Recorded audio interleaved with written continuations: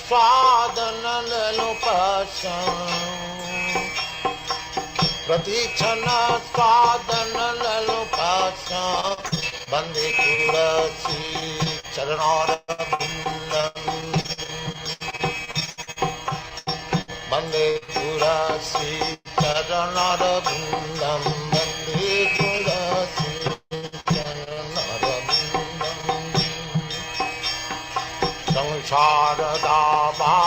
संसारदावानन्दलोक प्राणाय कारुण्य घनाघनत्यं प्राप्त सकलन गुणान्नवश वन्दे गुरक्षि चरणरविन्दम्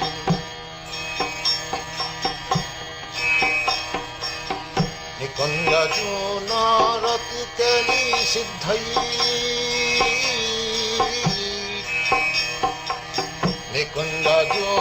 निकुञ्जजूनरतिकेली सिद्धै जाजालिभिर्युक्तिरपेक्षणीया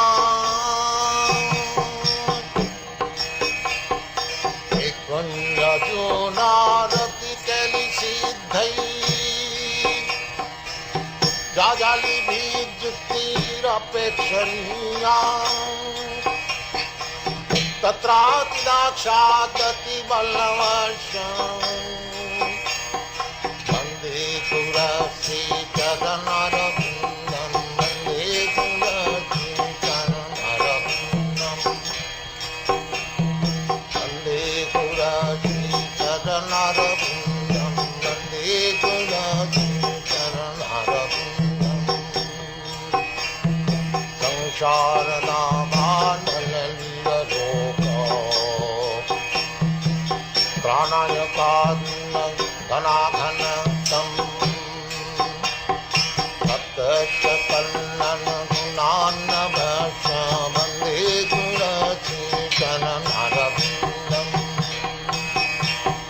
वन्दे तुलसी चरणरविन्दं वन्दे तुलसी चरणरविन्दम्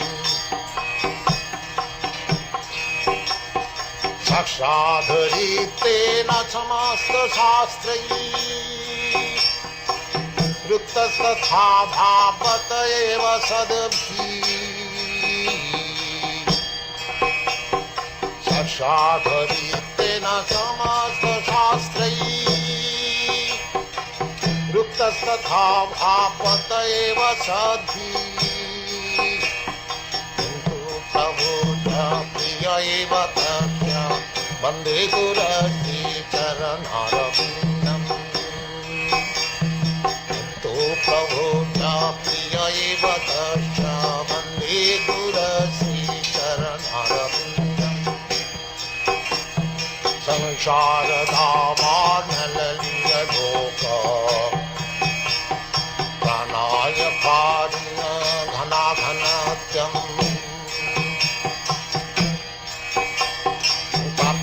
सकलन गुणार्णवश वन्दे तुलसी चरणरविन्दम्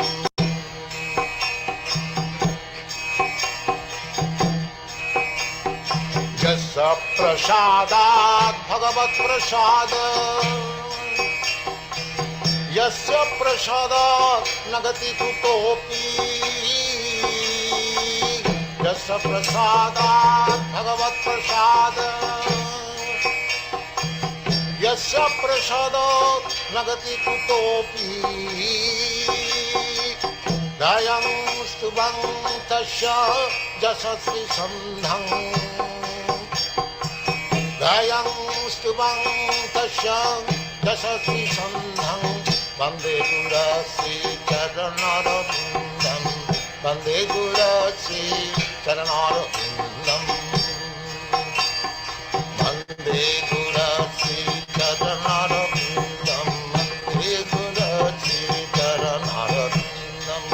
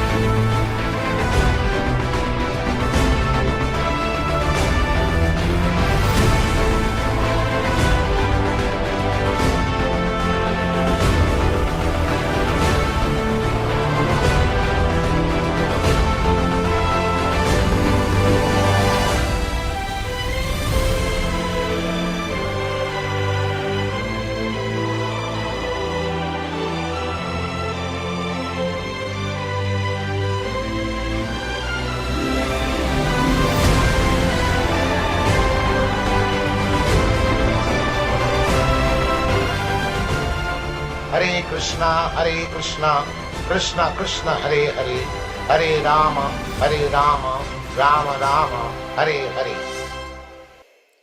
Hare Krishna, all glories to Srila Prabhupada, and welcome to the Saturday morning Bhagavad Gita as it is class and discussion, reading, discussion, and a sadhana program that we've created for everyone. Yes. Every Wednesday now on the evening time here in Hamilton, 8 p.m. So it would be 5 p.m. in Twain Harte, and around the world, wherever you are, according to your time zone, you can be connected with us Saturday morning with Bhagavad Gita as it is. And by the way, we read from the unedited, unchanged books of Srila Prabhupada, which was an instruction of his to all of us to do not change anything. And Prabhupada said that the Americans, they have what's called the change disease. They want to change everything. Just think when they bought the building in New York City, they had bought a skyscraper building. It was, can you imagine that Prabhupada evolved this movement from living in the Bowery to a skyscraper building. And guess what happened? They sold it.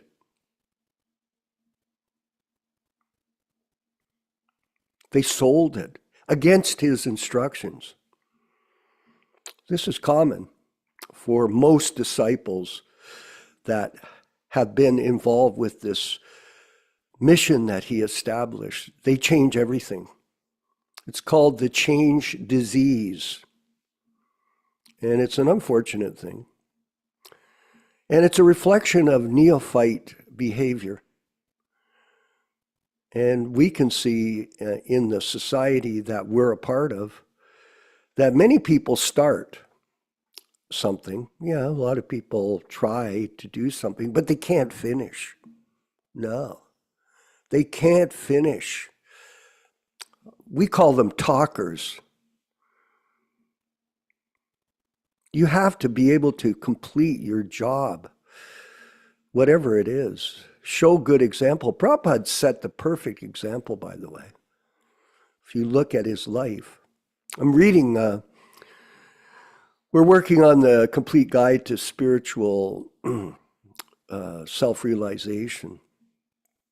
And I'm looking at the bio of Prabhupada. I've been checking out a bunch. I wrote one myself some time ago, about a year ago.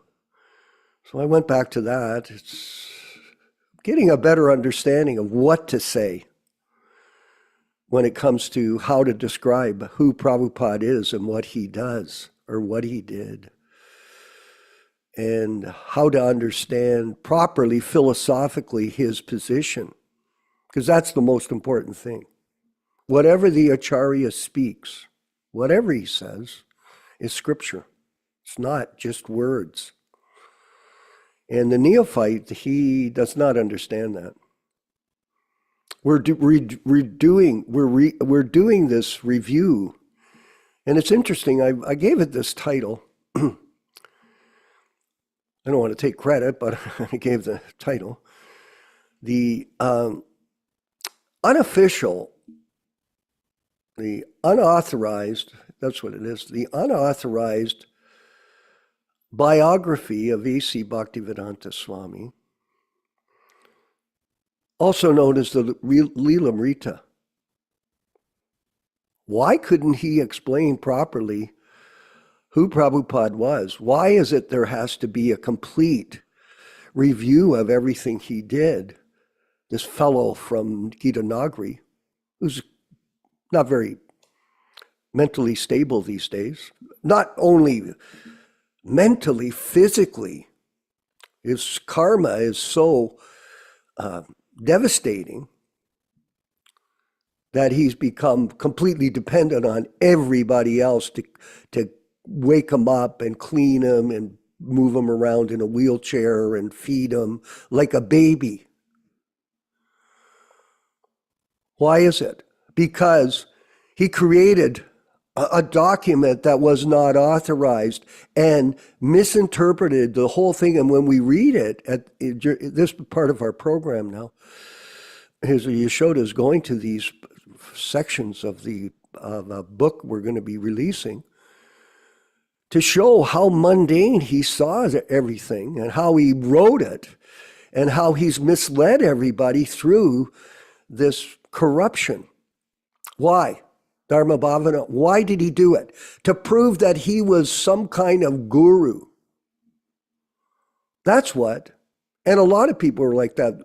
There's an interesting situation that came up recently where one of our godbrothers, Krishna Kata, he wrote about Romeshwar in LA. Now, he has direct information about the history of Romeshwar and how Romeshwar was initiating people on behalf of Srila Prabhupada when he first started. Yeah. And then Tamal Krishna went there and told him, if you do that, we will kick you out of the GBC.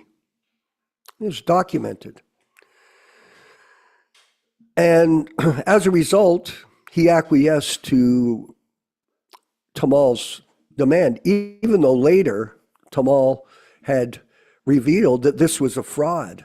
He personally had revealed it. Hansaduta revealed it.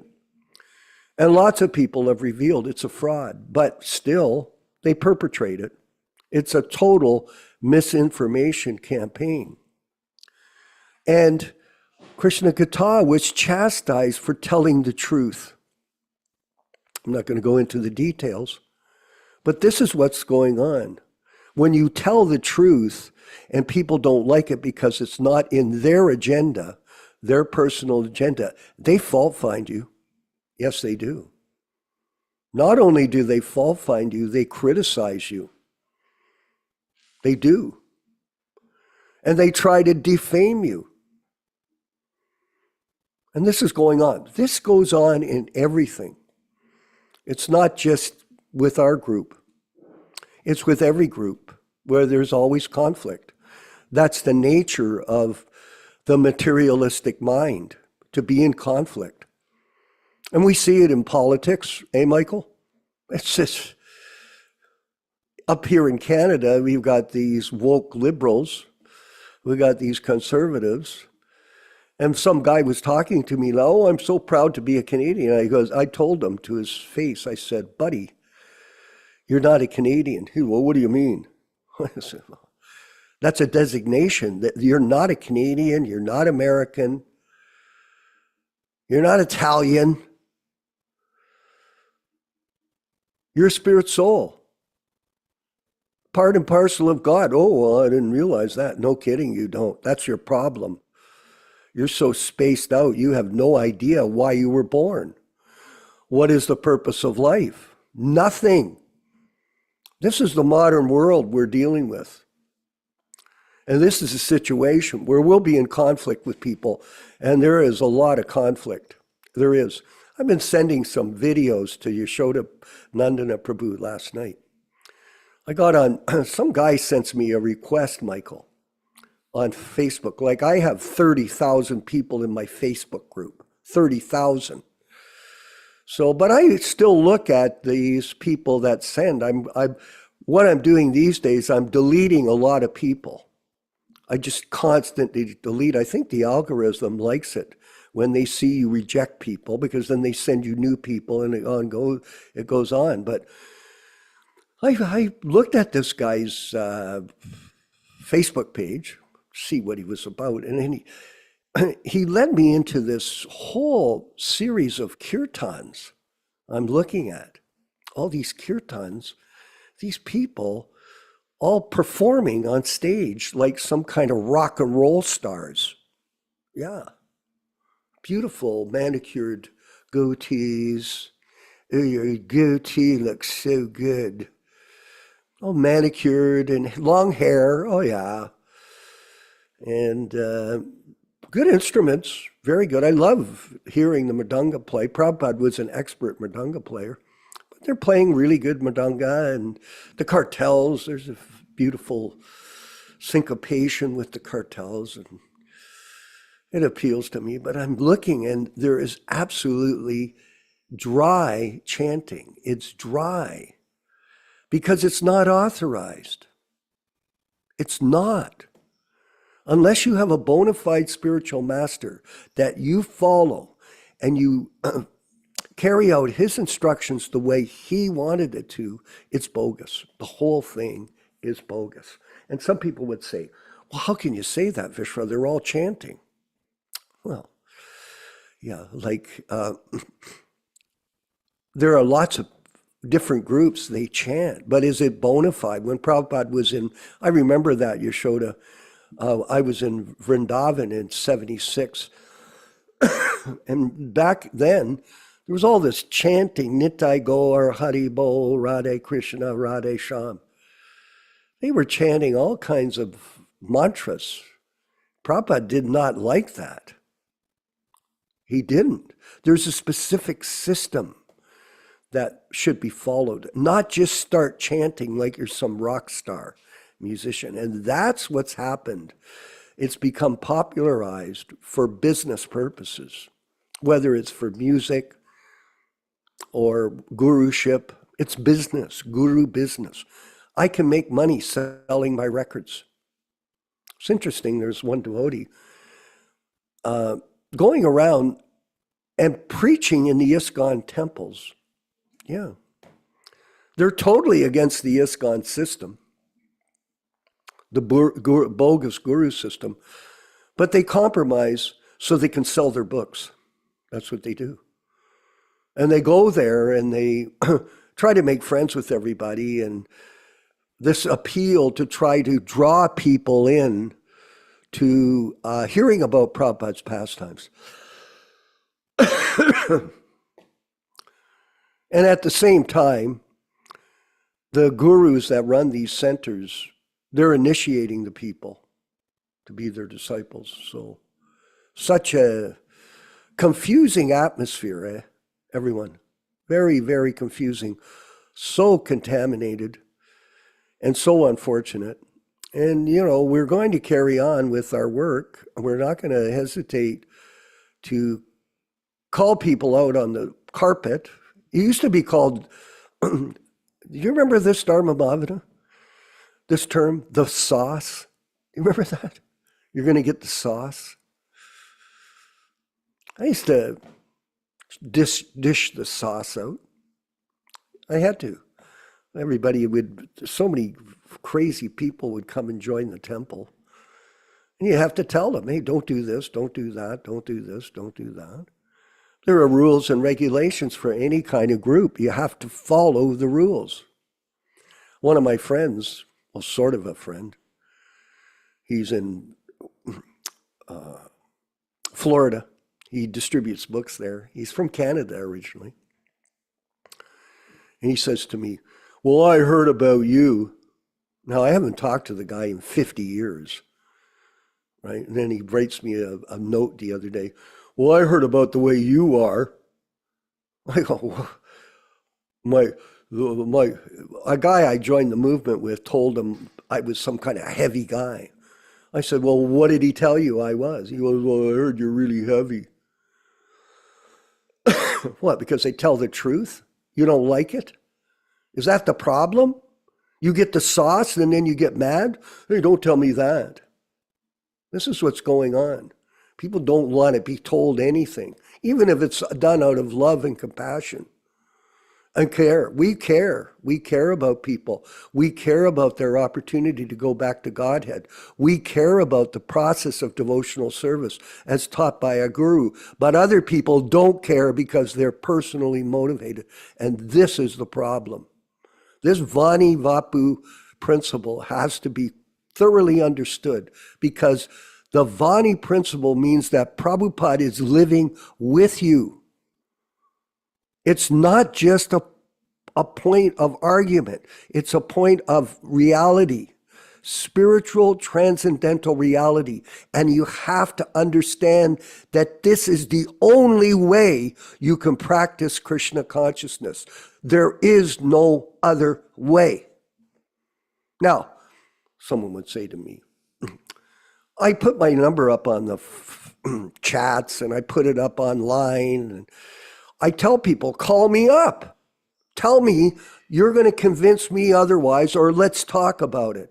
Nobody calls up because all I'm going to tell them is Prabhupada is living and sound. Do you accept that? And the answer is no, they don't, because they're personally motivated. And this is unfortunate. And that's all I'm going to say. Okay? Because I could go. Let's go to the diaries today. We're reading, and I was reading the passage, and just watch how the Prabhupada's disciples are so trivial when they're around Prabhupada as we read it. They're trying to show. Now, this was in 1976. A room conversation with His Divine Grace in Vrindavan on September 4th, 1976. Prabhupada, so we shall follow strictly. Here is God. Take, because if you are serious after God, here is God, take Krishna. This is our philosophy. What is the answer? If he's serious about God, I think this paper wrote that, the village. We thought God is dead. Sorry, Greenwich Village? Prabhupada East Village, that paper long ago. Oh, so you didn't even know Sorry, you didn't know nothing. But you're a big shot. Ridiculous. They never even wrote about when we bought the Toronto Temple, the biggest temple in North America. Sats Roop left it out. Sori left it out. They all left it out because they are out of it. Harikesh, Village Voice, the Village Voice. Oh, yeah, thank you very much, Harikesh, Mr. Genius. Ah, yes, they've told first that we thought God is dead, and actually they were dancing in the name of God, Achutananda and Brahmananda. You've seen the picture showing? Sorry, in the French Back to Godhead, Harikesh, oh, that's Achutananda too. Oh. Prabhupada, they were the first candidates to dance with my kirtan. Harikesh, I did not know. Oh, I didn't know that was Achutananda. I recognize Harigriva, but. And then Sorry goes, that's not Harigriva, it's Brahmananda. So Harikesh became a guru. He fell down with his massage therapist. And back then he's pretending he's some kind of smart guy. Harikesh, it's not Harigriva. No, Harigriva. Sorry, it's a picture of Brahmananda and Achutananda dancing. And Prabhupada's playing on a tabla. And Kirtananda sat down in the corner. I don't think he was playing on a tabla. He didn't even know what that was. Boy, he was skinny in those days, this Brahmananda. And this is Kirtananda sitting down. Prabhupada, just Brahmananda, Kirtananda standing together. Sorry, Achutananda, Prabhupada, oh, Achutananda. Harikesh, Achutananda, and Kirtananda sitting down. Prabhupada, Kirtananda's sitting there. Sorry, yes, he sat next to you. He shaved up. Harikesh, they're so skinny. Oh, wow. So familiar, Harikesh. Like, what's wrong with you? What was wrong with you to talk with such a whimsical way in front of your guru? Prabhupada, this was published in the New York Times. Contempt, that's what it is. Rochisha Devi Das. Familiarity breeds contempt. They were filled with contempt to Prabhupada. Tamal swore, oh, Prabhupada's this and that. I can't even say the words. Prabhupada, this was published in the New York Times. Harikesh, New York Times? Yeah. With picture, Prabhupada says. The other picture was published in the Village Voice. Voice, yes, big picture, 1 page. They felt something otherwise, why they should publish, appealing to them that here is God. Harikesh, this is really a historic picture. Yeah. Oh, yeah, thank you. At least you realize that. But what happened to you, Harikesh? It's not who starts the race, it's who finishes. Underneath a tree, I was sitting and speaking, that's all. And when I would come back from the park to my apartment, at least 24 people will come with me. Hari, sorry, like a Pied Piper? Look at Prabhupada's comment. Huh? Yeah. What are you talking about? The Pied Piper? Hari, sorry, there's a story in the West about a man called the Pied Piper. Oh, okay, thank you. We went to one place and played the flute, and then the children followed him from the village. You're like the Pied Piper who went to the West and took to all the children. Prabhupada, if you know French language, you can read it. Harikesh, he knows French. You know what is written there. Harisori, Prabhupada ignores what Harisori said.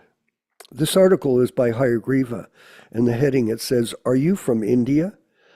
That is when he met you on the street. Prabhupada, yes, he first of all met me on the street and asked me this question, and I brought him, yes, I've taken one apartment here, you come with me, and then I came back to show him the apartment, and from the next day, they began to come, Kirtananda and Hayagriva, and by the way, they were both homosexual lovers. Just so you know. Let the truth be known. Prabhupada didn't discriminate. He was looking for people to take up the mission. They could change. Harisori, Second Avenue apartment. Prabhupada, yes. And this Umapati, then Satsrup, they began to come regularly. Harikesh, Mukunda, you were already, Prabhupada, yes, Mukunda was before that. Harisori, when was this then? When Achyutananda and Brahmananda? This was after? Prabhupada, this is in the park, Tompkins Square, Harisori. That was after Harigriva? No, simultaneous. This and all the fall of 1966, October maybe. Yes, Prabhupada says, I was going in the park on Sunday and began from 3. Hare Krishna, Hare Krishna. That dun doobie. What is that in the hand? Harikesha, tom-tom. Tom-tom, yes. See, he goes tabla. It wasn't. Prabhupada, yes. Surabha. He's explaining why you came to America, and then that in 3 years you spread the mantra all over the Western world. Harikesh, Yogeshwar has many pictures of this. I saw all of them once. And Prabhupada concludes this. Yes, he is a good collector. All glories to Srila Prabhupada. Very interesting, Rachisha? Just see these big devotees. Big devotee means humble servant. That's what a big devotee is. And a big devotee is someone who carries out the mission of his spiritual master throughout his whole life. And that is our business. All glories to Srila Prabhupada. We'll move forward with the chanting of the bhajan, Jaya Radha Madhava, and then we'll have the reading and discussion from the Bhagavad Gita as it is, unchanged, with Yashodanandana Prabhu in Twainhard, California. Haribol.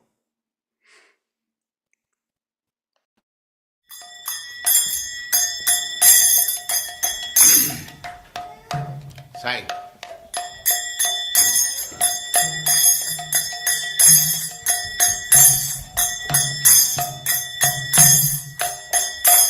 Jaya Radha Madhava Punya Bihari. Jaya Radha Punya Bihari. Jaya Radha Madhava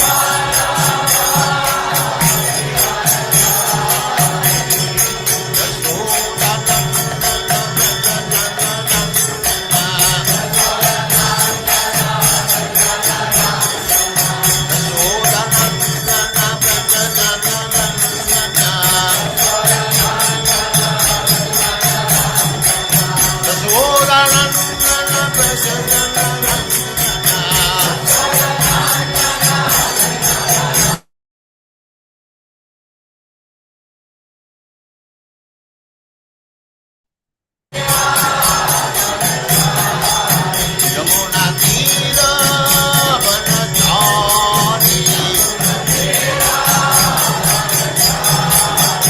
जय राधा माधव बिहारी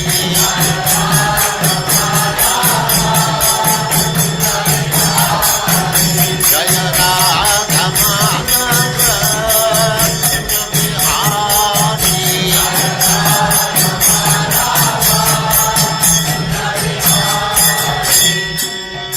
जयं स्वात्मराजगचार्य सदस्यमान भक्ति सिद्धांत सरस्वती गोस्वामी प्रभुपाद की जय अनंत कोटि वैष्णववृंद की जय नामाचार्य श्री हरिदास ठाकुर की जय प्रेम से कहो श्री कृष्ण चैतन्य प्रभु नित्यानंद से अद्वैत गदाधर शिवास आदि गौर भक्तवृंद की जय श्री श्री राधा कृष्ण गो गोपीनाथ श्याम कुंड राधा कुंड गिरिवर्धन की जय वृंदावन धाम की जय नवद्वीप धाम की जय स्वामी तो भक्तवृंद की जय गंगा माई की जय जमुना माई की जय तुलसी देवी की जय भक्ति देवी की जय स्वामी तो भक्तवृंद की जय All glories to the assembled Lord.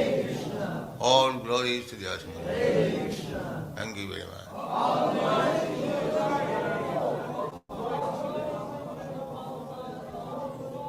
Om Namo Bhagavate Vasudevaya. Om Namo Bhagavate Vasudevaya. Om Namo Bhagavate Vasudevaya. O my Lord, Sri Krishna, the son of Vasudeva, the all-pervading personality of Godhead, I offer my respectful obeisances unto you from Srimad Bhagavatam 1:1:1. Narayanam namaskritya Narayanam namaskritya Naram cheva narottamam Naram cheva narottamam Devim Saraswatim Vyasam Devim Saraswatim Vyasam Tato Jayam Udirayet Tato Jayam Udirayet.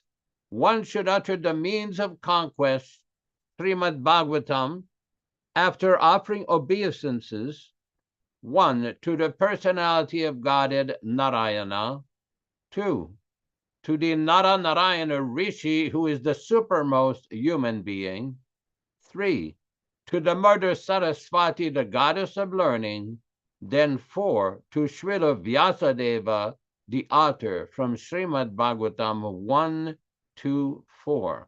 Welcome everyone to this reading and discussion on Srimad Bhagavad Gita. As we do every week, we will read a few selected verses which were only chosen by Srila Prabhupada himself when he started his lecture series in New York, USA, in early 1966. We invite you to join with us. Om Ajnanatimirandhasya Jnananjana Shalakaya Chakshuranmilitam Yena Tasmai Shri Gurave Namaha. I was born in the darkest ignorance, and my spiritual master opened my eyes with the torch of knowledge. I offer my respectful obeisances unto him. Sri Chaitanya Mano Bhishtam Stapitam Yena Bhutale Swayam Rupa Kada Mahyam Dadati Svapadantikam. When will Srila Rupa Goswami Prabhupada, who has established within this material world the mission to fulfill the desire of Lord Chaitanya, give me shelter under his lotus feet?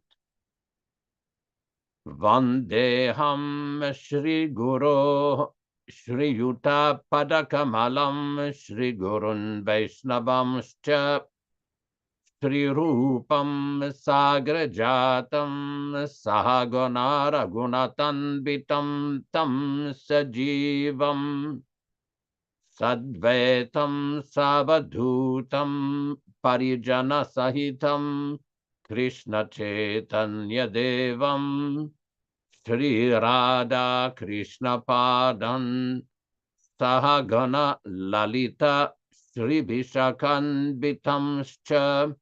I offer my respectful obeisances unto the lotus feet of my spiritual master and unto the feet of all Vaishnavas.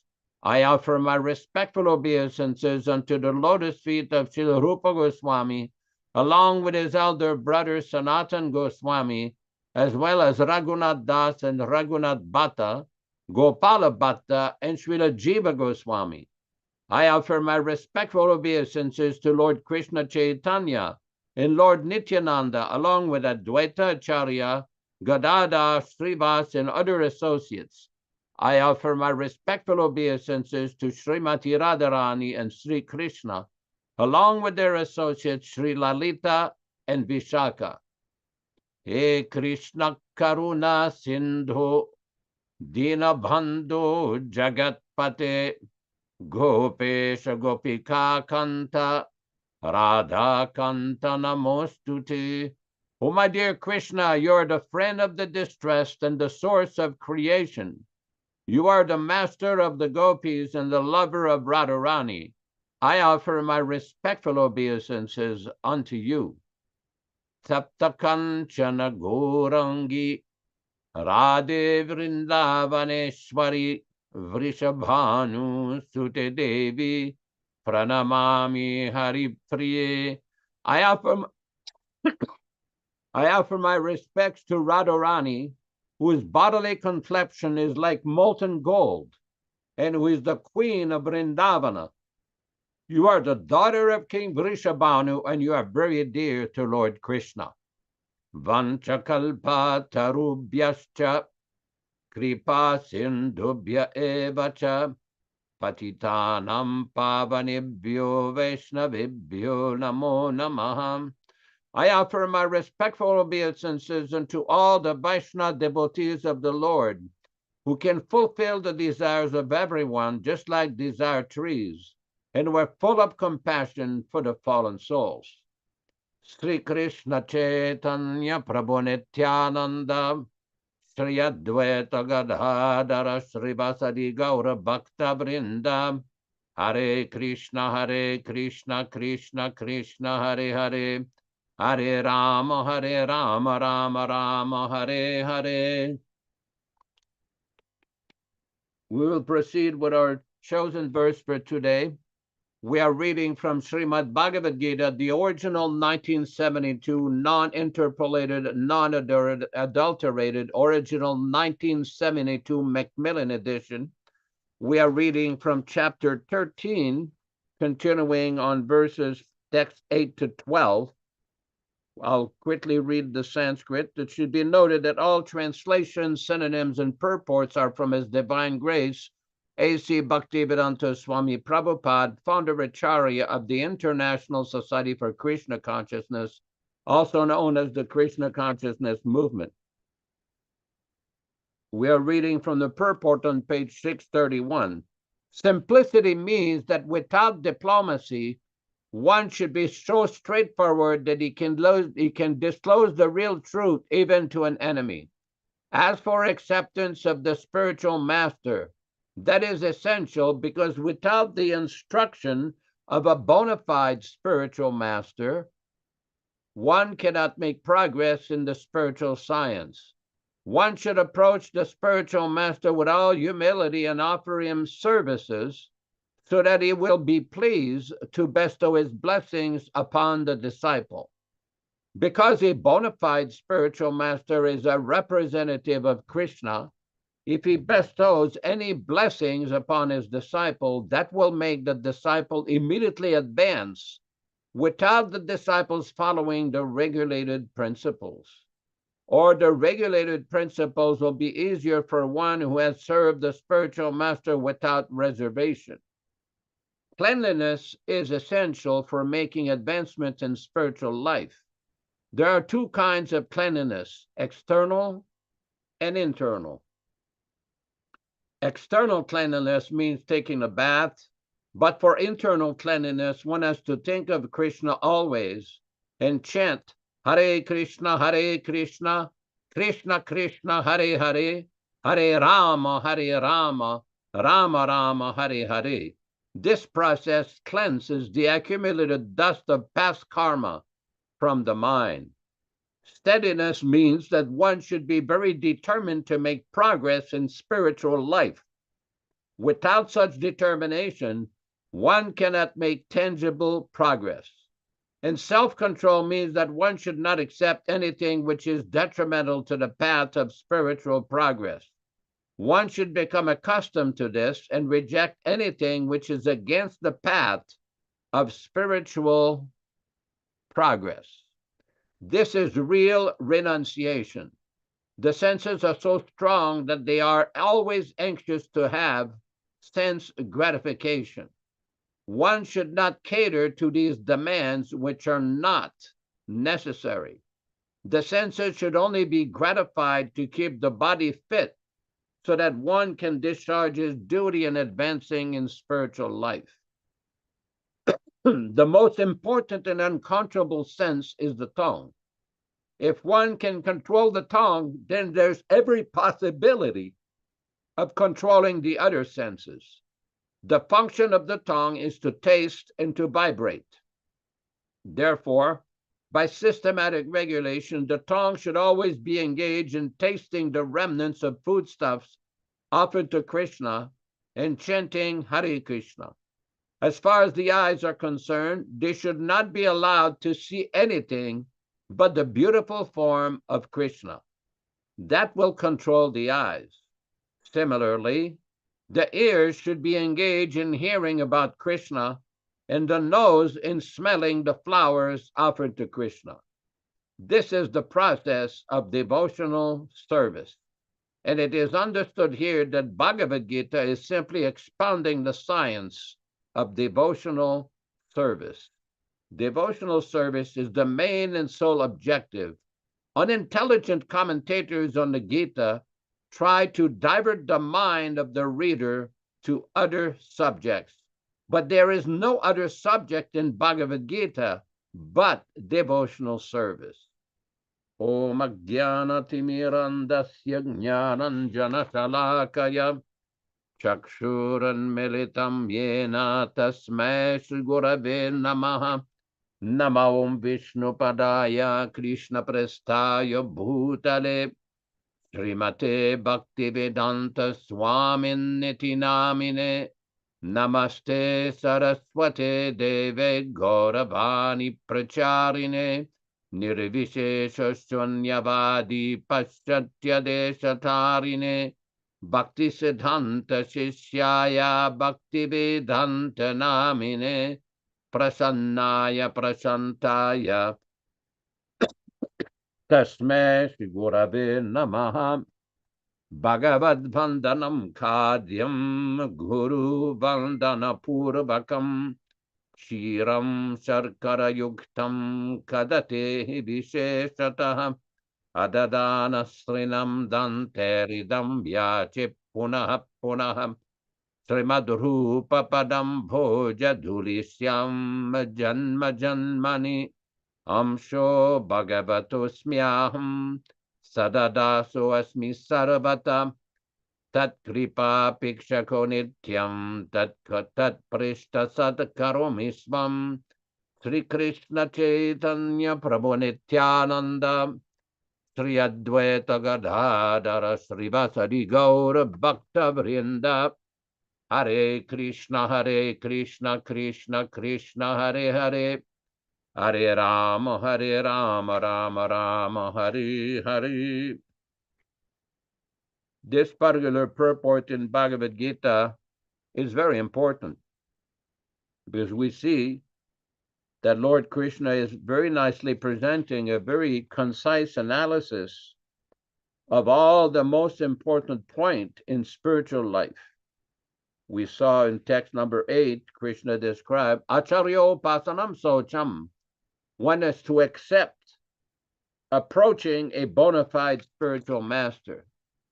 I know this is a very controversial point for some people who suffer from lack of proper discrimination and suffer from poor fund of knowledge. You yet have to differentiate whether you approach a spiritual master because he's physically living or whether he's going to deliver you knowledge, transcendental knowledge, factual knowledge. This is a very important point. Some people never figured it out, even if they studied this purport for 50 years or 50 million years. How many times did Prabhupada have to tell us that Vani, or hearing the instructions of the spiritual master, is more important than Vapu? But they can't get it. They can't comprehend. Why? And we see this as we read the purport. If you read on page 631, simplicity means that without diplomacy, one should be so straightforward that he can disclose the real truth even to an enemy. As for acceptance of the spiritual master, that is essential, because without the instruction of a bona fide spiritual master, one cannot progress in the spiritual science. One should approach the spiritual master with all humility and offer him all services so that he will be pleased to bestow his blessings upon the disciple. So the question that Bishop Kamarpro and myself have for those members of the Vapuvad philosophy, so those disciples who never spent physical time with Prabhupada, were they properly initiated? Did they get the blessings of Prabhupada? Or were the blessings of Prabhupada only for those who had so much personal, direct physical association with him? And what is the blessing? Do they understand the philosophy? When Prabhupada said the spiritual master is always present to his instruction, do they really accept this? When Prabhupada says what we have heard from the spiritual master, that is living, do they accept this? 13th of January, 1969, Srimad Bhagavatam lecture, Los Angeles, California, USA. Okay, what is this here? Okay, this is from a lecture. Okay, go down, further down. This is a lecture from Srila Prabhupada in wherever that was, on Srimad Bhagavatam, Canto 2, Chapter 1, Text number 5. Just like Ajamil, he was a very sinful man in his life, but at the time of death, he called for his son, whose name was Narayana.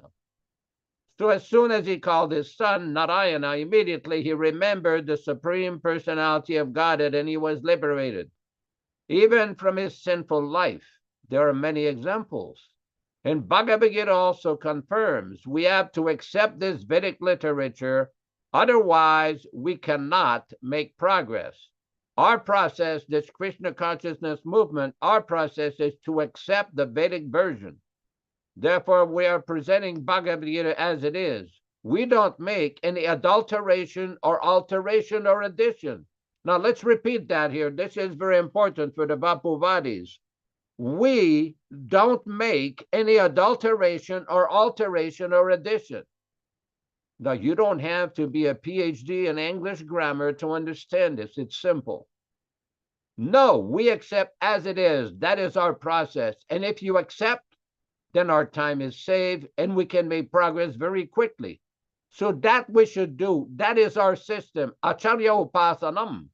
We receive the knowledge throughout the disciplic succession of acharyas, and we accept it and we follow it, and practically you see the result. That is our request. Ante Narayana Smriti. Bhagavad Gita also confirmed this version. Yam yam vapi smaram bhavati tyajati ante kalivaram. At the end of life, kalivaram means this body. Within this body, there is another problem. This is another problem. So Prabhupada is repeating constantly to accept the instruction of the spiritual master. I don't know if all of you know this, but some disciples of Srila Prabhupada were accepted by Srila Prabhupada. They never met him. They never saw him physically.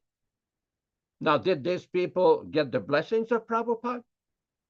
Did these people really get the association of Prabhupada, of a bona fide acharya? Did these people really follow the tradition of accepting a spiritual master? Did Srila Prabhupada follow the tradition that he had heard from his guru?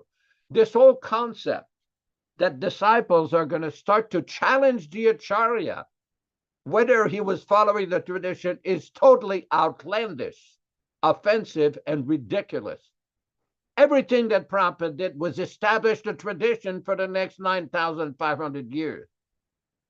But on account of personal motivation, the enemies, remember that famous letter from Srila Prabhupada in 1970, as soon as there is personal motivation, it is not possible to understand our Krishna conscious philosophy. Why is it so difficult for one group of devotees to understand these points? When Prabhupada said he lives forever by his divine instructions and the follower lives with him, what's complicated about understanding this? Now, I will admit, I was raised in Canada, in the eastern province in Quebec, where we were born speaking French. Now, my pronunciation of English is defective, as many of you can pick up. And it's often pointed out. I was talking to a neighbor yesterday, a nurse, telling her about, not eating meat and living simply and high thinking. And she asked me, well, where are you from? You seem to have an accent. Yes, I have an accent. That is due to conditioning from past karma. But to understand these simple instructions of Srila Prabhupada, it is not very difficult. Not very difficult. Now, another point I want to address is on page 631, Srila Prabhupada is making a very important point about cleanliness. Now, cleanliness is not just taking a bath with water and soap and everything. Incidentally, let me just repeat that little story that we heard from Srila Prabhupada in 1973 when we met him in Los Angeles, Guru Kripa Swami and myself, when he asked, well, what do you do in the morning? And we told Prabhupada, well, we get up 3:30, 3:45, we take a cold bath, and we have Prit Tilak and Mangalartik and Nrishinga prayers and Japa and Bhagavatam class, all of these things. Prabhupada says, oh, I used to take cold bath, even in the winter at Radha Damodar temple. And we'd like, whoa, that is a very serious cold bath. For those of you who have been in India, even in Vrindavan, it doesn't snow in the winter, but it gets very close to the freezing point. And the buildings are not constructed like in America. So this is a very important point. It's very cold. Prabhupada said, yes, if you take bath during Brahma Muhurta with cold water, you will prolong your life. I said, oh, interesting. But another point that Prabhupada makes it here, Prabhupada says, for internal cleanliness, one has to think of Krishna always and chant Hare Krishna, Krishna Krishna, Hare Hare, Hare Rama, Rama Rama, Hare Hare. This process cleanses the accumulated dust of past karma from the mind.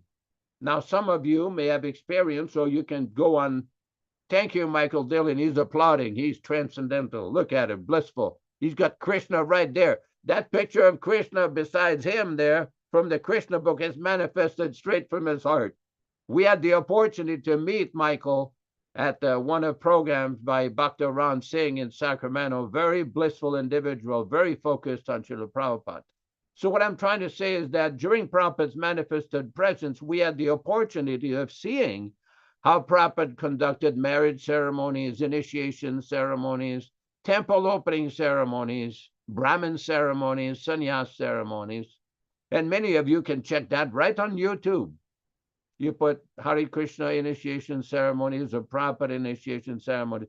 And Prabhupada always began these ceremonies with that famous mantra, Om apavitra pavitrova sarvabhashtam gatopiva yasmaret pundarikaksham sabhya abhyantara suchihi. Sri Vishnu, Sri Vishnu, Sri Vishnu. Prabhupada would explain that whatever condition you are, apavitra, pavitra, whether you're purified or unpurified, if you simply remember the personality of Godhead, Pundarikaksha, the lotus-eyed Lord Vishnu, immediately you become cleansed within and without.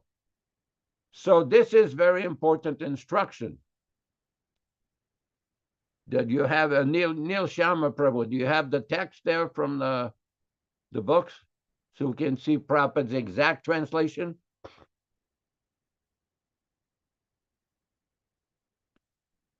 He's looking it up. And this is a very important point. I'll try to look it up, Prabhuji. Okay, so the point is, why did Srila Prabhupada begin this? Always. And he instructed the devotees that simply by remembering Krishna or Lord Vishnu or Lord Narayana, immediately you become purified. But there are conditions. As one becomes initiated, we hear about different offenses, nam aparada, that one should avoid. And one of those offenses, oh, here we go. Srila Prabhupada, the meaning of this mantra, this is from a lecture in San Francisco on March 10th, 1968. The meaning of this mantra is apavitra pavitrova. Apavitra means unclean. And pavitra means clean. So anyone who may be unclean or clean, it doesn't matter. Apavitra pavitrova sarva avastam gatopi va. Sarva means all. Avasta means condition. In whatever condition what may be, either unclean or clean. Yaha, anyone who smaret, remembers, pundarikaksham. Pundarikaksham means Krishna. Krishna's another name is pundarikaksham. Yasmaret pundarikaksham sa. That person, bhakya, externally, abhyantaram, internally, suchihi, becomes at once purified. Sri Vishnu, Sri Vishnu, Sri Vishnu, Pundarikaksham, Krishna or Vishnu. So this is the remembrance. Sri Vishnu Namaha, Sri Vishnu, Sri Vishnu. So this is a very important point. In order to understand the meaning of these literatures, we have to get ourselves cleaned up. Prabhupada explains also in that purport. This process cleansed the accumulated dust of past karma from the mind. Yes, just like in the Shikshastakam. Cheto darpana mardanam bhava mahadavagni nirvapanam. This chanting of the name of Krishna will cleanse the heart, cleanse the mind from all the accumulated karma and dust for millions of years. And this is the great benediction that Srila Prabhupada brought to the Western countries. The chanting, the message from the books. This is the knowledge given by the Acharya. This is the Divyam Jnanam given by the Acharya. Prabhupada is initiating people every day all over the world by his merciful transcendental books and by his merciful instructions. We could go on for 5 hours on this, but this is the Shikshastakam. I just want to point out in various conversations with a member of this group, Ron Singh, he often used to quote me a verse from the Chandogya Upanishad. Maybe he must have studied that in depth in his past life because he gave beautiful explanation. It is the same explanation given in this verse, Acharya Upasanam, Acharyavan Purusho Veda, that one who accepts the Acharya, the bona fide Acharya, the authorized Acharya, he will know everything. He will become purified and know everything. Very important point. Back to you in the studio. Hare Krishna, Hare Krishna. Hare Krishna, thank you very much. You know, and I was listening to Prabhupada speak, Michael Dillon, in a lecture the other day, and I mentioned it to us that people were telling him, you've created all these miracles. And actually, we used to be called the dancing white elephants because somehow or other, when we went to India and Prabhupada started the Mayapur festivals, and we were there when the first building went up. If you recall, Yashoda, there was just one building. I still remember us lying on the verandas and sleeping there with sleeping bags, very, very austere, and everybody got sick, actually. But we were there, young men, like soldiers, ready to accept all kinds of difficulty for the pleasure of the spiritual master, just like they enlist young men in army, thinking it's some kind of glamorous service for their country, and they go get killed. So youthfulness, this can be misused by people. And of course, this happens in the ISKCON group, where they get young people and enlist them into their guru business, and they build their bank accounts and their little ashrams where they have their 5-star luxury apartments made out of marble, and it's all paid from the money of their followers. But that's another subject. So Prabhupada, he said, miracles. I know not miracles. There are many miracles. Yes, down through the ages, there have been many miracles. But he said, I personally, no miracle. If there's any miracle, all I did was not change the philosophy of my spiritual master. Not at all.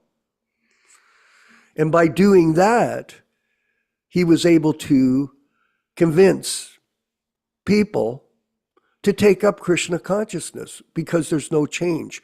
That is the position that he took with his spiritual master, not to change anything.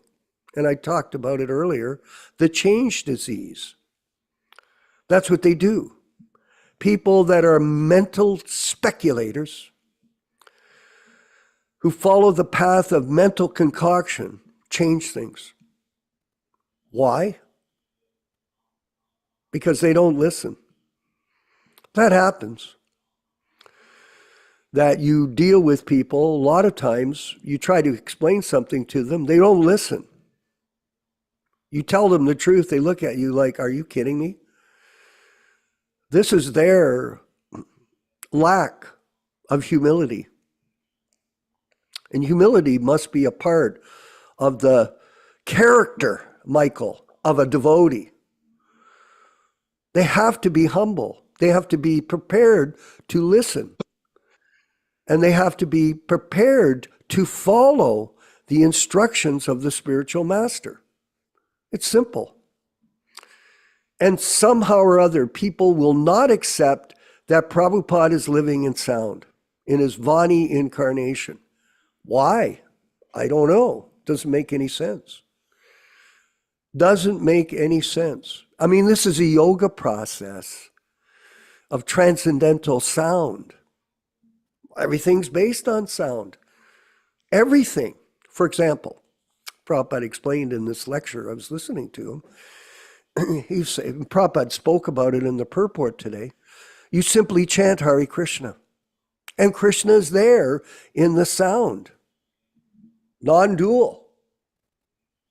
It's just that hard to understand. And that's the first principle. What are you supposed to do? You're supposed to listen to the sound. So between the tongue and the ear, you capture the mind. You hear the sound. It's a transcendental science of spiritual practice. You have to practice to become perfect. You have to. It's not that automatically you're going to, at the time of death, you're just going to start chanting Hare Krishna. It won't happen. Oh, it might, as in the case of Jamil. I wrote a play about it. I want to get it produced eventually. I changed the words. I call it The Salvation of Adam. I took it, adapted it from the Bhagavatam. But the idea is that if you can remember Krishna at the time of death, then this will be the greatest benefit that you can do for yourself. But it isn't automatic? No, it isn't. And I have direct experience of this. Most recently, when I was in Mexico, trying to help one of our godbrothers, but not to criticize him, but every time I told him, put down your phone, Paul, go Paul, and concentrate on the holy name. But he had to have his phone on all the time, and that's what people do nowadays. They read the phone all day. But people are addicted to that technology. Yeah, but real technology is to dovetail everything. This is Krishna technology. Dovetail everything in the service of Krishna. So you simply change the reason why you do things. You don't stop doing things. The spirit soul is always active. So instead of acting for sense gratification, you're acting to please Krishna. Yes. And in this way, you change the record, and in this way, you make advancement in spiritual life, because energy has to be expended, Michael. You have to do things. Doesn't matter who you are. Everybody is doing things all the time. In fact, think about it like this, Prabhus. You want to be successful in life, what do you have to do? Well, people tell you, oh, I work hard all day. Oh, you work hard all day. Gee, okay. And where does it get you? Well, you may make money, you may not make money. But one thing is, you're going to get older day by day, and eventually you're going to pass away. So if we don't change the focus from serving Maya to serving Krishna, you will fail in life. That's what you'll do. You'll be a failure, a colossal failure. So Prabhupada was talking about miracles. Oh, yeah, there's, I know not miracles, but the miracle was he did not change the teachings of Bhaktisiddhanta, and that's what the people of the Gaudiya Math did. They did. They took over the temples, and each person set up their own ashram, got their own disciples, and the whole thing became sectarian. And they gave up the mission of Srila Bhaktisiddhanta Saraswati Goswami Prabhupada. And Prabhupada was the only one that didn't change anything. And that's why he, with the Bhagavad Gita, he called it the Bhagavad Gita as it is, without any change. And this is fundamentally the most important thing that all of us as disciples have to follow without any adulteration. No. That we are simply trying to work together with one common denominator. That's how you do fractions. You can't add 1/3 and 1/4. It doesn't work. Everybody has to be on the same page. And that's what we're doing. We're all on the same page. We read the same books. We do the Hare Krishna mantra 16 rounds a day. And Prabhupada talked about prasadam here in the purport. Very important, we've discussed that. How to offer your food properly. Don't offer it to some bogus guru. If people think that because a person takes that role, and then you get his picture and put it on the altar, just like in San Diego, they have 30 pictures of 30 different gurus. And then the guy, whoever's got the day for the altar pujari work, he goes and gets his guru and he offers the food to his guru. Is it being accepted by Krishna? No. It's bogus. If you're a bogus guru, if you falsely misrepresent this philosophy for your own personal ambition, you're the greatest sinner there is. You're the greatest. And the laws of karma, it's very hard for us to understand what will be happening to them, but even in this lifetime, they'll be punished. And at the end of their life, there'll also be karma. So it's very serious. Do not change anything. And that is the difference between Vani and Vapu. Right? Everybody, just think about it. We're going to go to this section with Yashoda, but people, they're writing about Prabhupada's behavior. So they write down, he did this and did that. But they're misrepresenting the information of what Prabhupada was actually doing. They start with that. Oh, Prabhupada was doing this and that. He wasn't. They're just making it up, Michael. They're making it up. And then they're misinterpreting it and they're misleading people. And that is the greatest sin that you can do in this human form of life. And yet people carry on without any question. They're lost. They're lost. And there's so much Sahajiism nowadays, so much corruption. It's just sad. So we'll move forward with the reading from the unauthorized biography of Srila Prabhupada, His Divine Grace. And we'll let Yashoda, with his team, we're going to be publishing this in due course. Hopefully this year we'll do a series of works together as a group. We're going to hear from that right now from Yashoda Nandana Prabhu. Hare Krishna. Thank you very much. I think we will continue with our reading and discussion of the Lilamrita Review. We are at Lilamrita Review, Volume 2, and we are on page number 9, and Srila Prabhupada is explaining the position of a pure devotee. This is from Srimad Bhagavatam, Canto 10, Chapter 3, Text 31. Vasudeva and Devaki, therefore being situated in completely pure devotional state, are beyond the material world and are not subject to material fear. In the transcendental world, however, because of pure devotion, there is a similar conception of fear, which is due to intense love.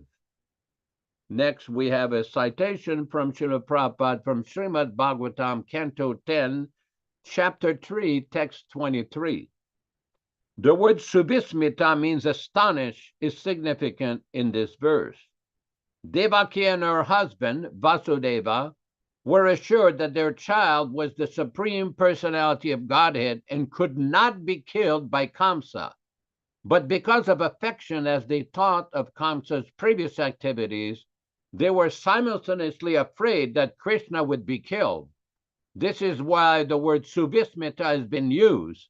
Similarly, we're also astounded upon thinking of whether this movement will be killed by the Asuras, or we will continue to advance without fear. Again, this was from Srimad Bhagavatam, Canto 10, Chapter 3, Text 23. There is a difference between emotional ecstasies and mundane anxieties. Emotional ecstasies are not produced by anything in this material world. The pure devotee is not affected by anything produced in this world. This is quite clearly defined in the Shastra. Generally, we cannot know what specific ecstasies are being experienced by the completely realized soul at a specific time. We can hear about them, sometimes from the pure devotee himself. We can also hear of the ecstasies of self-realized souls from authoritative revealed scriptures and appreciate the truly self-realized pure devotee of the Lord in terms of Shastra. Was Srila Prabhupada frustrated, baffled, and perplexed? We quote from Lilamrita, Book 1, page 135.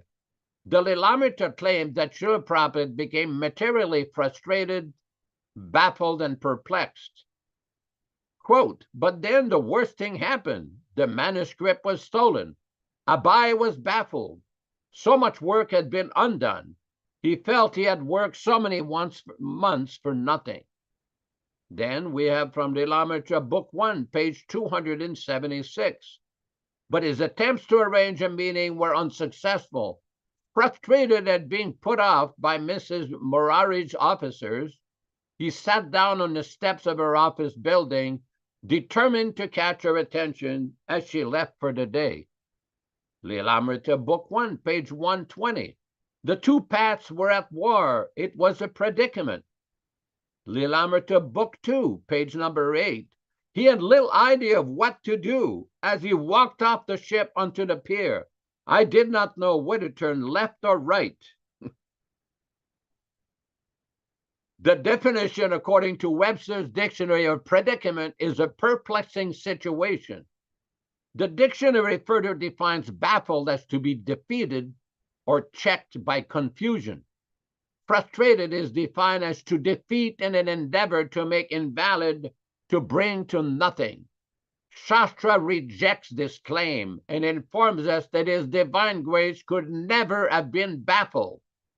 As the bona fide spiritual master, he took all others who surrendered to him, due to their becoming baffled as to the right path of action, to the shelter of Krishna consciousness, which is free from perplexity. And next time, tomorrow, we will continue a quotation from Srimad Bhagavatam, Canto 4, Chapter 14, Text 1. Back to you in the studio. Hare Krishna, Hare Krishna. Well, it's interesting to note, Prabhus, how they're interpreting Prabhupada's behavior according to their neophyte understanding. That is very important. And it's important to realize that unless you're advanced in spiritual life, you cannot understand the transcendental nature of the spiritual master, the Acharya, the representative of Lord Chaitanya. You can't do it. So everything is distorted. This is a total, again, demonstrates to everybody this misinformation, this campaign of misdirecting people in terms of understanding Vani Vapu. It's when I read earlier about this interview or this dialogue with Prabhupada, you could see it. Our godbrothers were around Prabhupada, they were around him, but they had no idea who he was. Instead of keeping quiet, they had to talk stupid.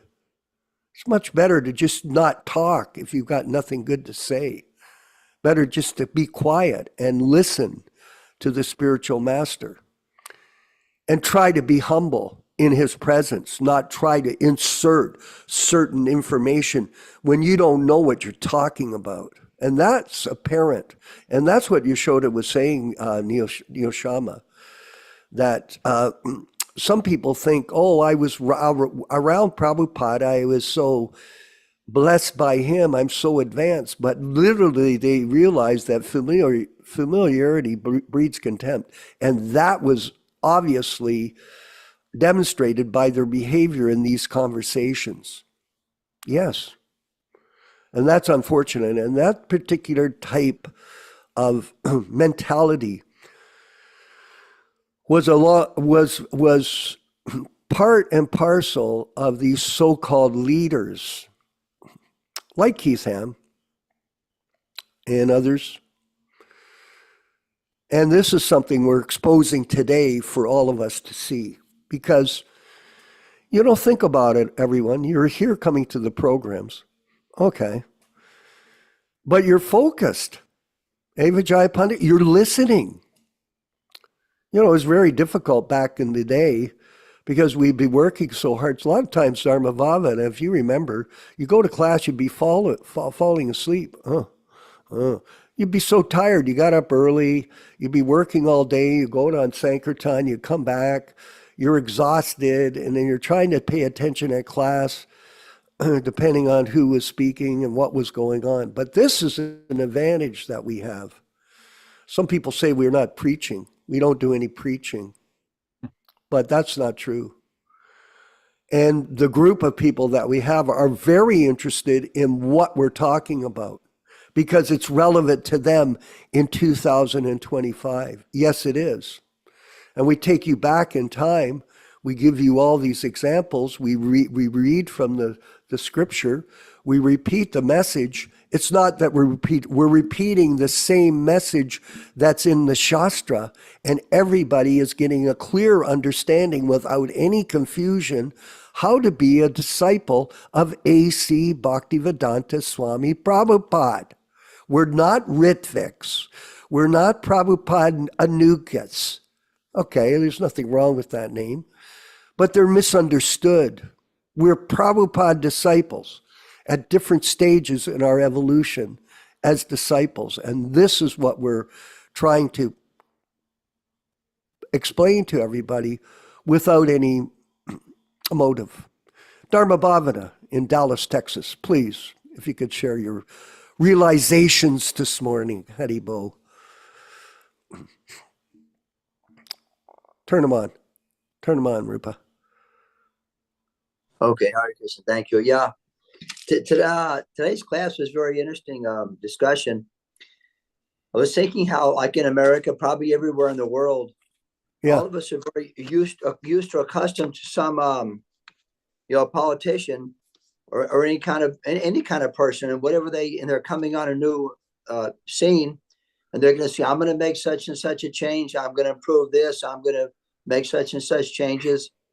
So this idea of making changes is pretty prominent in society, especially for politicians and almost any situation.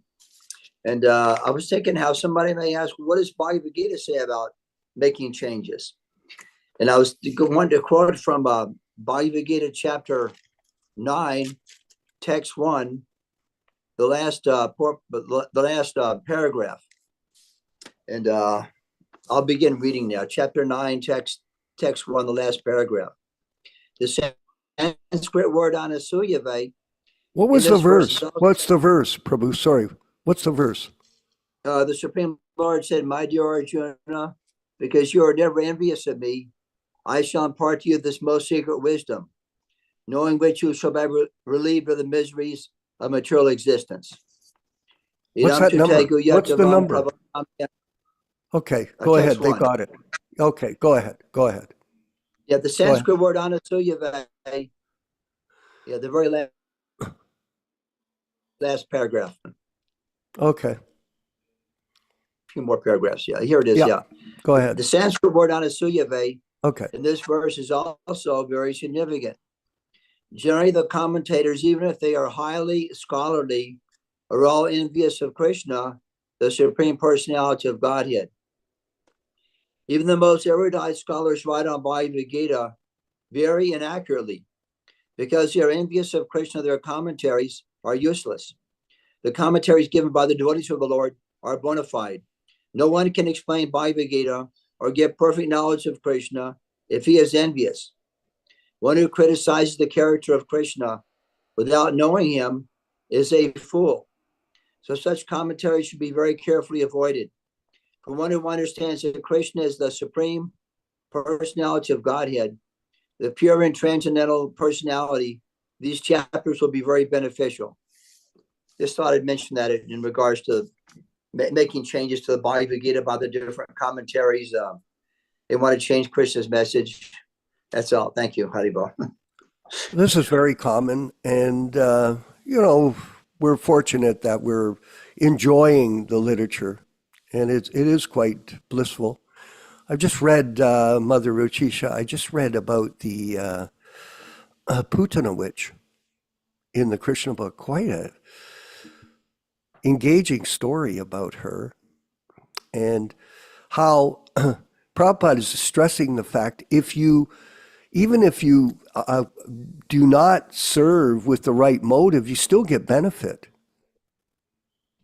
But if you have the right motive in your Krishna consciousness, you'll get the maximum benefit by doing everything you can to please the Lord, to please Lord Chaitanya, and to please Srila Prabhupada by giving people a proper understanding of how to follow the process of Krishna consciousness and get the maximum benefit. That's all we're doing. We want ourselves, each one of us, to get the maximum result from what we do. Everybody wants that. It's like, for example, in business. People don't go to business to make the least amount of money, do they? No. Most people, they go to try to get the most amount of money. That's their mundane purpose. So taking up Krishna consciousness, you want to get the most benefit from what you do. And the best way to do it is to follow the process according to the directions of the Acharya. That's all. And by doing that, you feel bliss by reading it. It's when you read the Krishna book. I have the original 72, Mother Yasmin. I was given to me as a present from a person who's not a devotee, but she's a friend, and she found it in the library, and she said, "Oh, here, I've got this book for you." And I've been meaning to read it for the last little while. I've been reading all the different books. And just as I get more into the Krishna book, the more enlightening the information is for us, especially how Prabhupada explains it in a transcendental method to enlighten us on the purpose of life without any question. So it's a wonderful experience. We have Neela Sharma here in California. Where is he? In Florida somewhere. There he is. Go ahead. Neela, go ahead. Hare Go Krishna, ahead, please. Prabhuji. Go ahead. I would like to share something very critical over here, and Okay. maybe as a question also to Yashodanand Prabhu, is that Okay. this is from Chaitanya Charitamrita Madhya Leela, chapter 24, verse 345. The translation is, I have thus given a synopsis of the Vaishnava regulative principles. I have given this in brief just to give you a little direction. When you write on this subject, Krishna will help you spiritually awakening you. Perfect. One cannot write on spiritual matters without being blessed by Krishna and the disciplic succession of gurus. Uh-huh. The blessings of the authorities are one's power of attorney. One should not try to write anything about Vaishnava behavior. This is very, very critical. One should not write anything about Vaishnava behavior and activities without being authorized by superior authorities. So when we talk about this Leela Amrita, we talk about the books which are printed by so many people in ISKCON today. You know, where do they get this authority from? This is confirmed in Bhagavad Gita. Evam parampara praptam imam rajarso viduha. So when you write anything without the proper authority from the superior authorities, what is going to happen to it? Why do we constantly say, do not read these books? You many times Vishwakarma Prabhu display books which are written by these fake gurus. You know, what is the purpose of this? You know, as I mentioned also last time, is that in ISKCON Miami, there was this person who was initiated 3 times and she has written 4 books. Now, where is this? Oh, how much degraded is it going to become? I don't understand. And I would love to know what Yashodanand Prabhu has to say about this point. And I'd like to make another one little point. Please. Is, you know, shortly in about a month or so, we're going to have a Sadhu Sangha retreat in Orlando. And if you're ready to cough out about $400 to $600, including accommodations, you can be a part of it. You know, I don't want to advertise that, but I just want to kind of show. You can advertise it. It's all right. It's not a big deal. Go ahead. No, we don't want to advertise. You know, let them do what they have to do.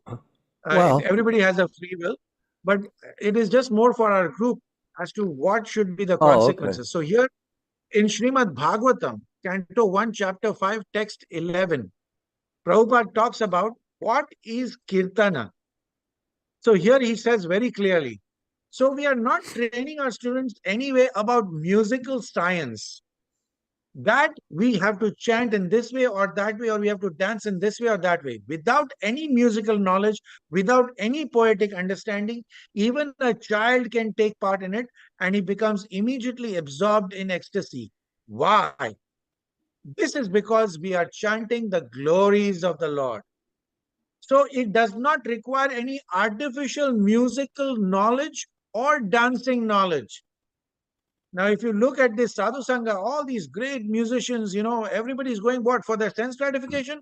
Or are they going to glorify the Lord and the spiritual master? That's my question. Out of your own ecstasy, you will dance, you will chant. Whose ecstasy? Your own ecstasy. You don't require to study. Just like our playing of Mridanga. Nobody has gone to an expert Mridanga player to learn it. Whatever I play, I sing. I never studied under some expert teacher.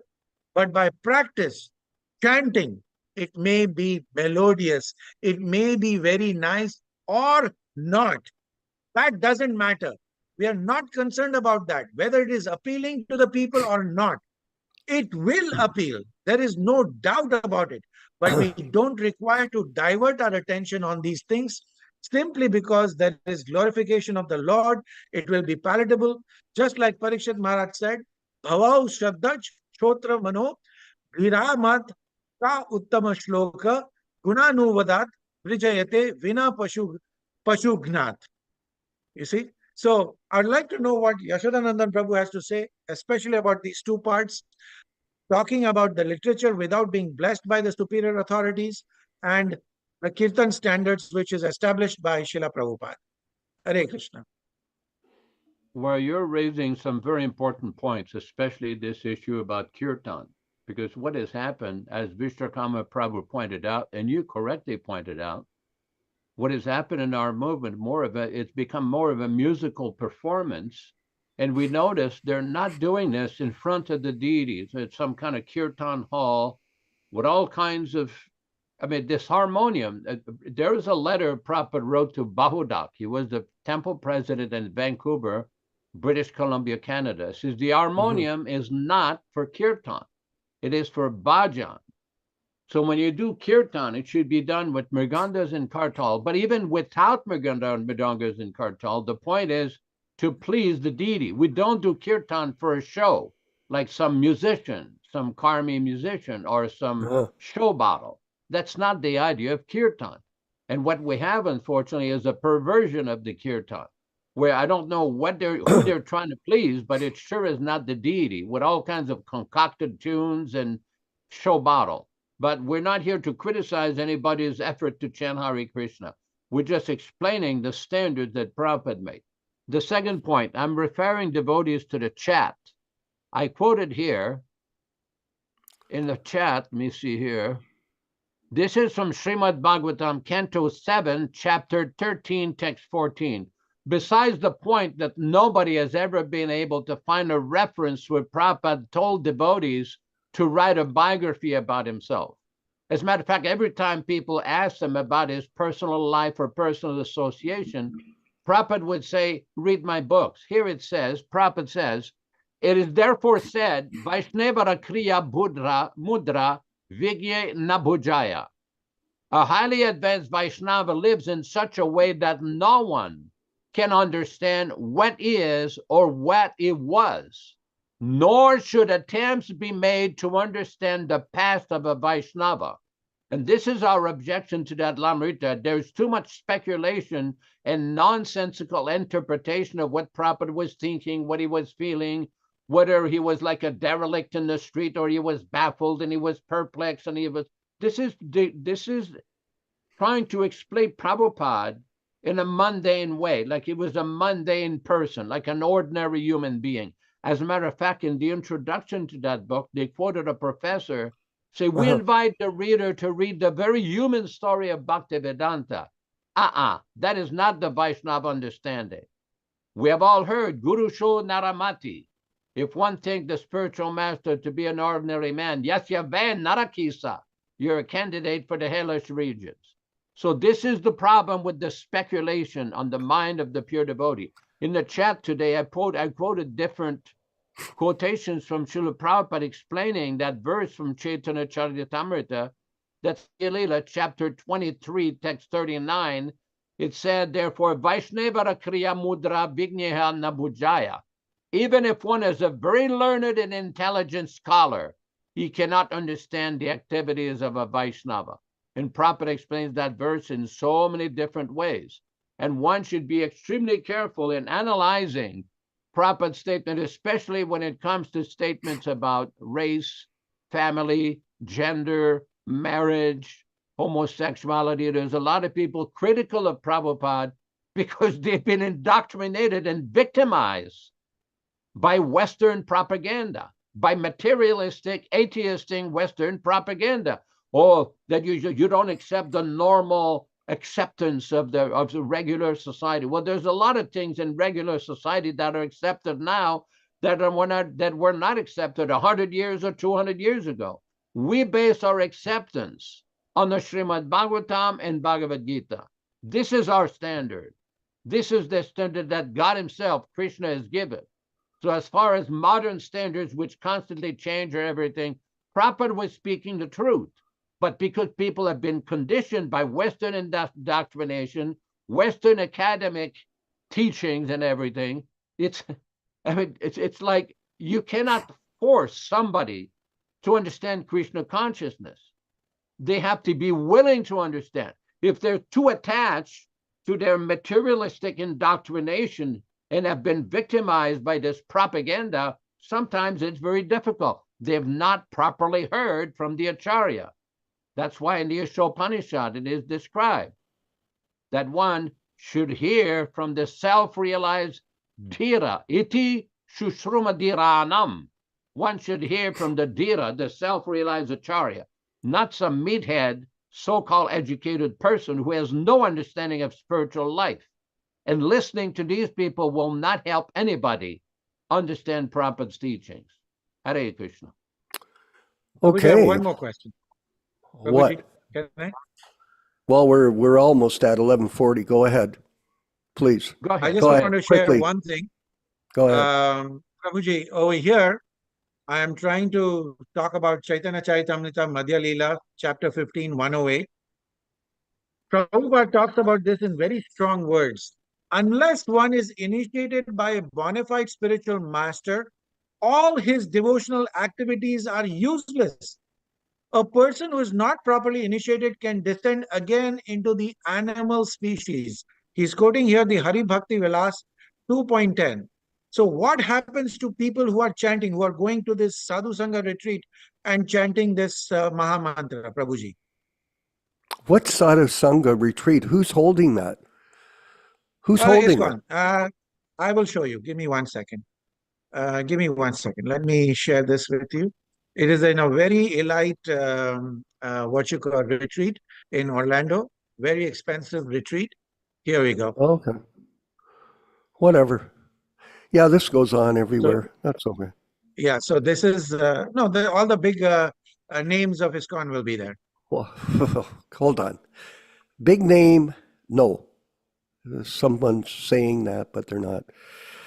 Listen, I wanted to make a comment about music, just so you know. And I want you to understand this. Prabhupada was an expert musician. He was amazingly expert. In fact, this is one of the things that drew us, to Krishna consciousness, was when we heard Prabhupada play the mridanga. If you see the tapes, you should learn. There's ways to learn from Prabhupada directly. He has instructional tapes. We should have nice kirtan. It's when Prabhupada was recording in the early years, Nilesh, he would stop. He stopped the people who were trying to play because they were disturbing the kirtan. So what they did was they multi-tracked them. So he would do the cartel. Then in multi-tracking, he would play the mridanga, he would play the harmonium, and then he would sing, and it was perfect. So both things should be there. I mean, it's more important for people to sing sincerely. Yes, okay. But at the same time, we're expert. The whole thing is we're expert cooks. Are you an expert cook, Nilesh? I'm asking you.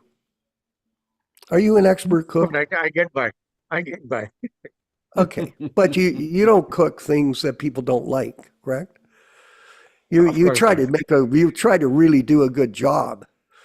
Yeah. Sure. So we try to dress properly. We try to cook nicely. We like to sing and chant and dance nicely. Like there's a beautiful way to dance. It's called the Swami step. Are you familiar with that? Have you ever heard that? How you move back and forth and like that? And it looks great. It looks beautiful. Actually, when I see devotees that are all dressed up in their devotional robes, they always look very attractive to me. It's just a natural thing. I look at them, I go, you look fantastic. So we have a culture of beauty. We have a culture of talent. Devotees are expert. We always strive for excellence, eh? It's what you're striving for is the difference. You're not doing it for any other reason to glorify Krishna and to try to demonstrate to others how expert devotees are. Oh, yes. We are not stupid men and women. Devotees are the most important people in this world. And there's only one shortage, the shortage of good devotees. And that's what we're promoting. We're not here to criticize people. We're here to promote the path of devotional service. So all of you start to become shining stars. Get it? Shining stars in Krishna consciousness. Not a bunch of incompetent idiots that are walking around and not showing any good example to anybody. The difference is we're doing it for Krishna and not for ourselves. That's all. So thank you very much, Nilesh. I know you love this philosophy. And this sadhu garbage, don't go to it. It's a waste of time. Total way. We're not going to any of it. We're busy. We've got 3 classes a week. You've got your rounds. You've got your businesses. You've got your duties. Concentrate on that. This other stuff, let it be. That sounds like the Beatles. Let it be. Any last comments, Yashoda? You're smiling. Go ahead. Go ahead. Well, very, very interesting discussions. Very interesting discussions. Well, one point I want to address is that they will say, that we're not following that instruction because we're not accepting them as authorized gurus. Oh. Well, this brings us back to the original question: what is an authorized guru? How did they become authorized? Because most of these people that think that became authorized by vote, by an election process. Now, if we start asking questions, whether Srila Prabhupada ever set up an election process for voting an acharya, we don't find that. We don't find that. There's just no evidence from Prabhupada's teachings and Prabhupada's books that an acharya who's going to be worshipped as the sum total of all demigods, as Nikunjayunu, can be made by votes, by election. As a matter of fact, Prabhupada in his books teaches the other way. He presents things the other way. So it's important to be familiar or to become familiar with Prabhupada's teachings and instructions. This way, nobody is going to be misled or confused about propaganda, because propaganda is cheap. It's like Prabhupada said in a conversation with Shyama Sundar in that book, Dialectical Spiritualism, where they were talking about communism and Mao Zedong and the Russian communism. And Prabhupada says, well, you can make whatever propaganda you like, but if it's not based on truth, eventually it will fail. And this is the problem we see. Anybody can make any outstanding claims about anything, but it has to be based on truth. And what is the truth? As far as we are concerned, the truth is Srila Prabhupada's explanation of the Shastra, Bhagavad Gita, Srimad Bhagavatam, like that, and his lectures and his conversation. Everything has been given there.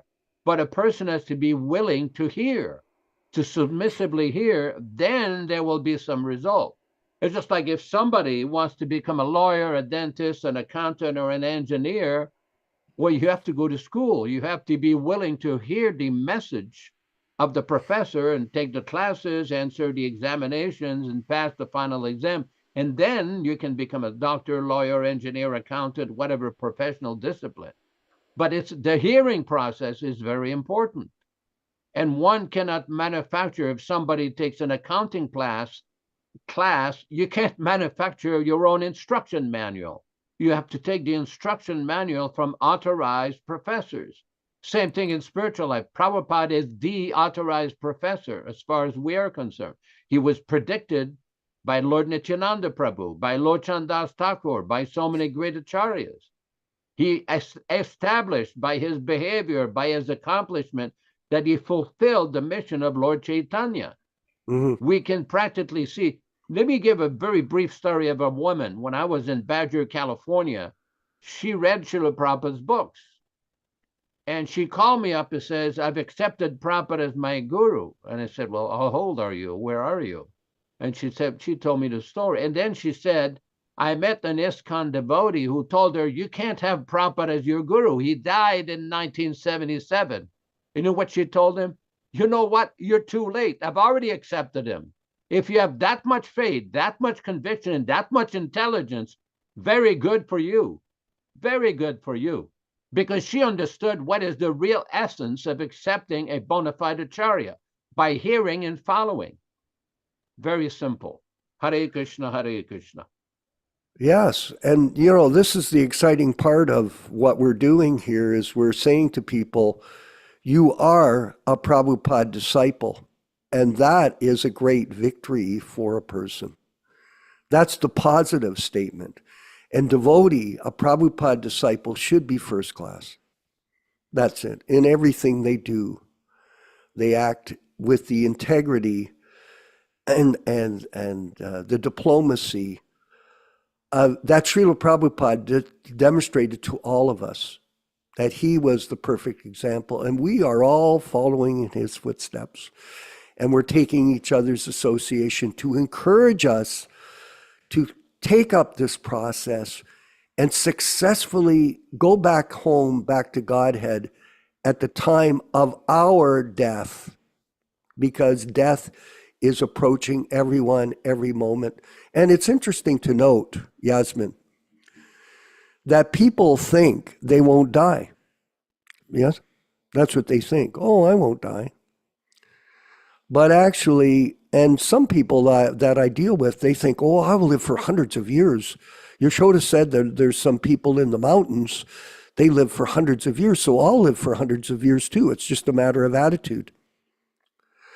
Well, I hope you do. I mean, we're not saying you don't, but generally, everybody lives for 100 years or around 100 years, or maybe less. And there are other things that could happen to you. You could be driving along the highway and you might get in an accident and be killed. It could happen. Someone could say, well, not me. Well, I look at the news all the time in Toronto. It's incredible. Basically, the news is this huge roster of people that were killed yesterday. And most of them aren't killed by guns. They're mostly killed by car accidents. That's what happens. Most people, and then you've got other things that happen to you. Your body could break down and you get disease and you get cancer and you have a heart attack and you have a blood clot and anything can happen. So always be prepared by following this process of devotional service every day without fail. And this will protect you from all difficult situations. Padam padam vipadam natesham. There's danger at every step. Yes. And those who are Krishna conscious see that. And then they act in such a way that they're always taking shelter of Krishna and they're always protected. And Prabhupada is with us. And enjoy the readings, Prabhus. Enjoy them. They're so wonderful. You just absorb yourself in your reading program every day and absorb the information into your spiritual creeper, your devotional creeper, and let it grow and fructify into love of Godhead. All glories to the Sankirtan movement. We'll be back tomorrow. Oh, yeah. Back tomorrow at the sadhana program of Srimad Bhagavatam from the Delhi Bhagavatams. And that'll start at 10 a.m. here in Eastern Canada and around the world, depending on what you do. And in this way, we march forward week after week. We have thousands of hours of programming. I got a message from one of our godbrothers, Krishna Gata. He goes, oh, I'm at a lawyer's meeting. Sorry, I can't attend today. I said, well, that's all right. Just go to the YouTube channel. I don't know how many watched today on YouTube. I think we had about 50 people today on the broadcast. So it's gradually growing and spreading by the mercy of the Lord and all of his sincere devotees. The members of the Prabhupada Disciples Association who are marching back home, back to Godhead through this process. Haribol, we're going to have the chanting of Hare Krishna with Srila Prabhupada leading. Please stay on the line and chant along with Srila Prabhupada. And then we'll have our closing prayers and thank yous to everybody. Hare Krishna. Hare Krishna, Hare Krishna, Krishna Krishna, Hare Hare, Hare Rama, Hare Rama, Rama Rama, Hare Hare. Hare Krishna, Hare Krishna, Krishna Krishna, Hare Hare, Hare Rama, Hare Rama, Rama Rama, Hare Hare. Hare Krishna, Hare Krishna, Krishna Krishna, Hare Hare, Hare Rama, Hare Rama, Rama Rama, Hare Hare. Hare Krishna, Hare Krishna, Krishna Krishna, Hare Hare, Hare Rama, Hare Rama, Rama Rama, Hare Hare. Hare Krishna, Hare Krishna, Krishna Krishna, Hare Hare, Hare Rama, Hare Rama, Rama Rama, Hare Hare. Hare Krishna, Hare Krishna, Krishna Krishna, Hare Hare, Hare Rama, Hare Rama, Rama Rama, Hare Hare. Hare Krishna, Hare Krishna, Krishna Krishna, Hare Hare, Hare Rama, Hare Rama, Rama Rama, Hare Hare. Hare Krishna, Hare Krishna, Krishna Krishna, Hare Hare, Hare Rama, Hare Rama, Rama Rama, Hare Hare. Hare Krishna, Hare Krishna, Krishna Krishna, Hare Hare, Hare Rama, Hare Rama, Rama Rama, Hare Hare. Hare Krishna, Hare Krishna, Krishna Krishna, Hare Hare, Hare Rama, Hare Rama, Rama Rama, Hare Hare.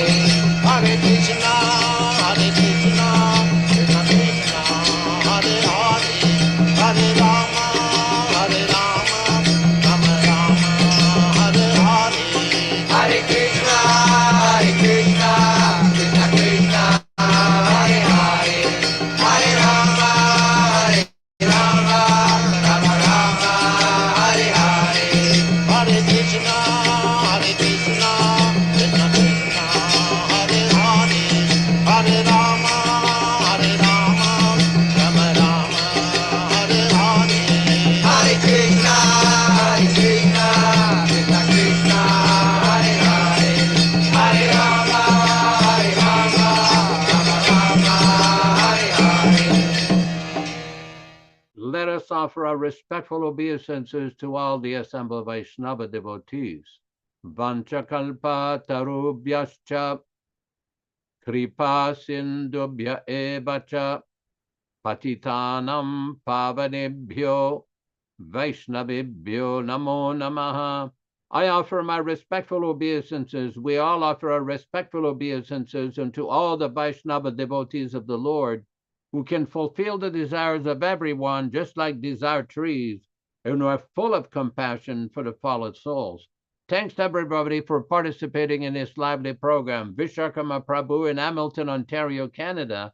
Neil Sharma Prabhu in Florida. Ram Raghav and his good wife, Bhaktin Eunice, in Georgia, Florida, Brighton, Florida.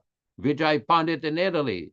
And Ram Raghava Prabhu cooking? Yes, he's cooking for a program. Very nice. Ruchi Samataji dans la belle province de Canada. Michael Dillon in Yuba City, California. And Yasmin, Bhaktin Yasmin, from her traveling little temple with her family. Very nice to have you over. Dharma Bhavana in Dallas, Texas. Triloka Vijaya in Alachua, Florida. And Ronald Singh in Oroville, California, near the beautiful Feather River that's going to be soon transformed into the Ganges or Yamuna. And everybody participating in this program, Rupa Manjari, Devi Dasi, wherever you are, thank you very much for attending, and everybody participating. We invite you to come tomorrow morning at 7 a.m. Pacific Standard Time, corresponding to 10 a.m. Eastern Board Time in Canada and Florida, everywhere else. And we invite you to participate with us, a beautiful kirtan with some Jamaican devotees. And we very much appreciate your presence. Hare Krishna, Hare Krishna.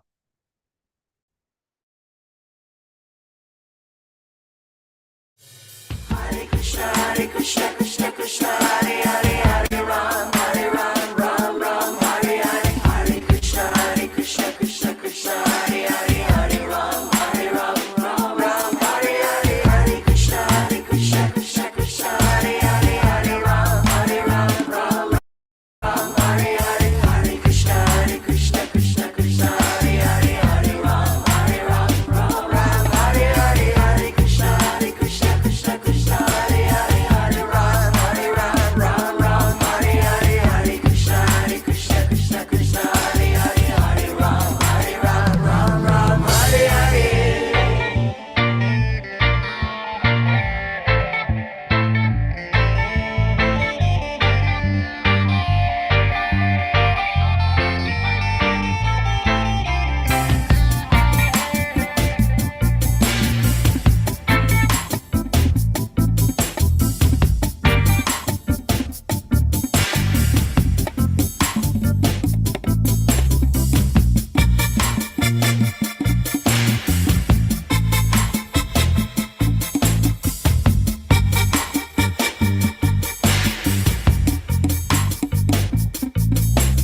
Hare Krishna, Hare Krishna, Krishna Krishna, Hare Hare, Hare Rama, Hare Rama, Rama Rama, Hare Hare. Hare Krishna, Krishna Krishna, Hare Hare, Hare Ram, Hare Ram, Ram Ram, Hare Hare. Hare Krishna, Krishna Krishna, Hare Hare, Hare Ram, Hare Ram, Ram Ram, Hare Hare. Hare Krishna, Krishna Krishna, Hare Hare, Hare Ram, Hare Ram, Ram Ram, Hare Hare. Hare Krishna, Krishna Krishna, Hare Hare, Hare Ram, Hare Ram, Ram Ram, Hare Hare.